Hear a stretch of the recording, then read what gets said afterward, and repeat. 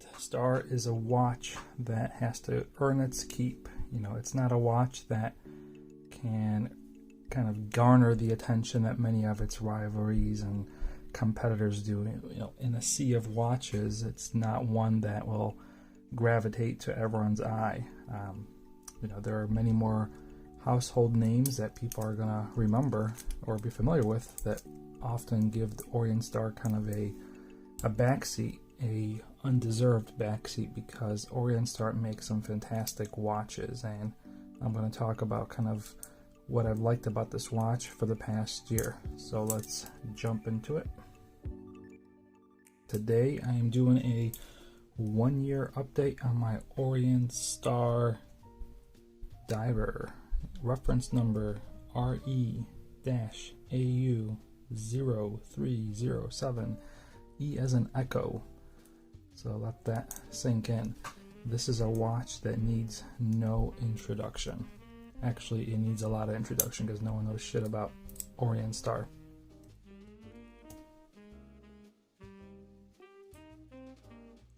So I've owned this watch now for just about a year, and I've loved it a lot. It's been an amazing watch, and it's held up tremendously well. I'll actually cover the cons first, because there's only really 2 cons I've had with this watch, and I cover them in my initial review, and they are both pertaining to the bezel. One is that it has an aluminum bezel, and I wish they could have put ceramic in there, and then the bezel action out of the box was pretty poor. So if you watch my first video, it was, I could just do this with ease. So you notice now it's different. So I actually popped the bezel off and kind of added a little bit more tension to the spring under the bezel to make it a little bit tighter and kind of click harder. So now it has a more resistance and has a very kind of more kind of harder click, you know, if that makes sense. It's like a more pronounced click with the increased tension. So those have been the only 2 downfalls with this watch. Now, pros, this watch has been you know, a great watch in my collection. I've worn it quite extensively off and on. It actually, for a long time, it has been my only unadulterated diver watch, with the exception of my Tudor, and recently I added the Marine Master. But up until then, I've had a lot of Seikos, kind of lesser expensive divers that I've at some point opened up to, whether it's, you know, usually add a sapphire, but this is the one that I've never tweaked with, so it's been my kind of de facto water-oriented watch. So last summer when I went on vacation, this is the watch I chose to bring me for the whole week. And actually on that vacation, I put this watch through a lot, and it came out pretty much unscathed.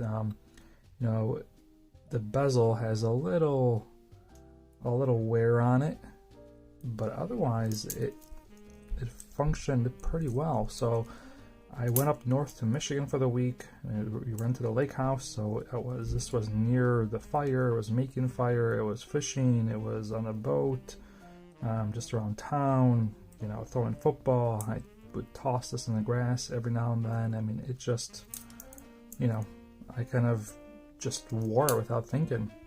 A couple times, you know, it got hit with, and I was kind of by the campfire cracking sticks, and it took a couple hits here and there, but otherwise it's held up pretty well. I mean, the bracelets got wear, the clasp obviously has wear, the crystal is flawless, the case,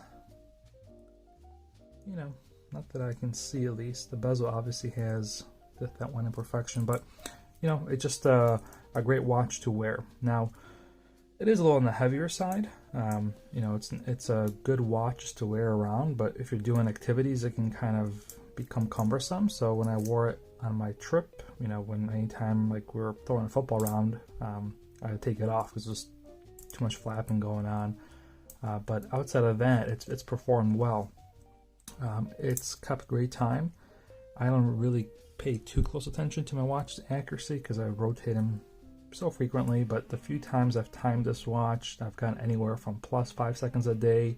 Was probably the best timing I got. I think the worst one I think came at like 15 seconds a day, but it's been pretty much between 5 to 12, and I think it has a lot to do with orientation and how much power it has, but for the most part it's been a very accurate watch. Now, Orient Star in general is a watch that just doesn't get the credit it deserves. You know, I've had a couple occasions where I've worn this watch, and I think the unique color scheme will attract attention, and you know, I've had people ask, "Oh, what is that?" It's an Orient Star, and you can kind of tell by their, you know, by their language that they have no idea what the hell that is. That, you know, they don't know if they should be happy for me or, you know, empathetic for me, because to them this could be a $5,000 watch or it could be a $50 watch. They just, Orient Star just doesn't know, or people just don't understand Orient Star. So the big question, should you get one of these? Do I recommend it? Absolutely. You know, I think that any watch collector should have a Orient Star in there, because it is one of the, you know, not many watches build their watches from start to finish, like everything. You know, that's what I really like about Seiko and Orient and kind of the whole Epson line of watches, is that they do it all. You know, they make everything from the cases to the crystals, the bezels. You get in-house movements. You know, you're just getting a unique watch, a watch that is going to be, you know, reliable. It's going to be accurate. It's going to be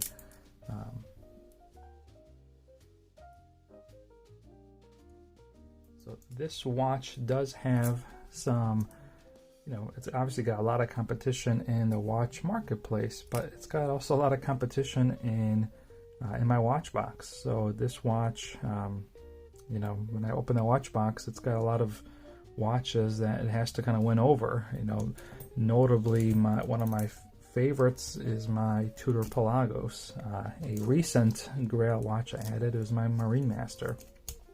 So even I still have a really soft spot for my SKX. So, you know, when reaching for a diver, you know, this watch has to kind of earn its keep. It's not just like this is my only waterproof watch that I have.